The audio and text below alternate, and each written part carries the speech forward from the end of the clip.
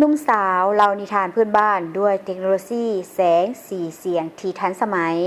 นิทานพื้นบ้านเป็นมรดกทางวัฒนธรรมที่ได้รับการสืบทอดผ่านการเล่าต่อกันมาจากปากสู่ปากและมีเสน่ห์อันเป็นเอกลักษณ์พิเศษปัจจุบันเรื่องราวเหล่านี้กำลังถูกนำมาเล่าใหม่ด้วยหลายวิธีการสร้างสรรค์เช่นโครงการกี่มงเยือนยานจัดขึ้นที่นครหลวงฮานอยนับแต่วันที่3 ถึง 7 มิถุนายนโดยกลุ่มนักศึกษาจากสถาบันข่าวสารและโฆษณาได้นำใช้เทคโนโลยีการแสดงแสงสีเพื่อจำลองคางนิทานพื้นบ้านของเวียดนามให้เห็นอย่างชัดเจนและมีชีวิตชีวาตัวอย่างนิทานเสินติงทุยติงลูกหลานมังกรนางฟ้าตำนานแตงโมและท้าวแทงยองซึ่งเป็นนิทานพื้นบ้านที่คุ้นเคยกับหลายรุ่นคนที่เวียดนามเวลานี้ได้รับการนำมาเสนอขึ้นใหม่อย่างมีชีวิตชีวาผ่านรูปภาพสีสันแสงสีและเสียงนี่เป็นผลงานของโครงการฟื้นฟูวัฒนธรรมพื้นบ้านด้วยเทคโนโลยี LED Motion Mapping ที่ถูกออกแบบและดำเนินมาเป็นเวลา1 เดือนจากนักศึกษาปี 3 ของสถาบันข่าวสารและโฆษณา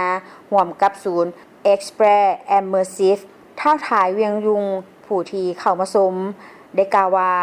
สิ่งทำอิฐที่ได้เห็นให้ข้าพเจ้าประทับใจเมื่อก้าวเข้ามาพื้นที่นี้คือวิธีการที่นำเอานิทานเพื่อนบ้านถูกจำลองขึ้นอย่างมีชีวิตชีวาข้าพเจ้ารู้สึกเหมือนได้อยู่ในเหตุการณ์นั้นและเข้าใจเนื้อเรื่องได้ดีห้องศาสตราจารย์ดร.เวียนเวียดฮุงอาจารย์มหาวิทยาลัยสร้างครูฮานอยได้กล่าวว่านิทานพื้นบ้านยังคงอยู่ในความทรงจำอันลึกซึ้งของพวกเขาทุกๆคนดังนั้น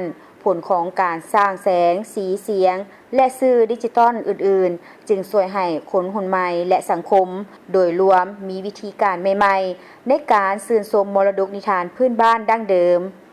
นอกนั้นโครงการยังได้นำเสนอรูปแต้มดิจิตอลเกือบ100 ภาพที่สร้างสรรค์โดยนักเรียนจากหลายโรงเรียนในฮานอย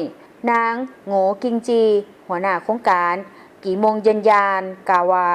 พวกเขาหวังว่าจะสร้างพื้นที่แห่งการร่วมสัมผัสและการสวมบทบาทบอนที่ทุกคนสามารถเข้ามาสัมผัสนิทานพื้นบ้านผ่านหลายทิศทางเช่นการฟังการเบิงและการสัมผัสเนื้อเรื่องเหล่านี้นางจุงกอกฮาหัวหน้าฝ่ายการออกแบบได้กล่าวอีกว่า